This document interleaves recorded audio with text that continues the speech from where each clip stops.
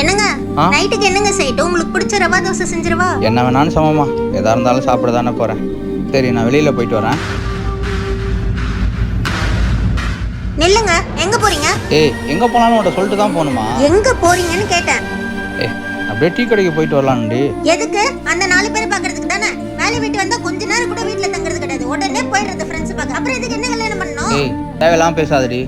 இல்ல, எனக்கு ஒண்ணு புரியல. காலைல 8 மணிக்கு வேலைக்கு போறீங்க, 3 மணிக்கு வரீங்க, 4 மணிக்கு கிளம்பி ஃப்ரெண்ட்ஸ் பார்க்க போறீங்க, 9 மணிக்கு வந்து தூங்கிடுறீங்க. அப்புறம் நான் எதுக்கு?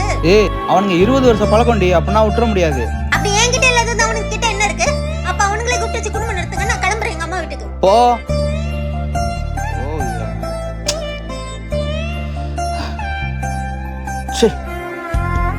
ச்சே, இவனா ஒரு மனுஷன். ஏய், நில்றி. இவ்வளவு அக்கறை இருக்குல்ல, அப்புறம் எதுக்கு என் கூட சண்டை போடுற? ஏய், சி, வானம் மேகமா இருக்கு, இதை காரணம் காட்டி வீட்டுக்கு வந்துட்டேன்னா குடி. உங்க அம்மா வீட்டுக்கு போற அந்த ஹெலிகாப்டர் ஓட வேண்டிய வரும். போ. நிக்காம ஓடு ஓடு ஓடு ஓடு ஓடு.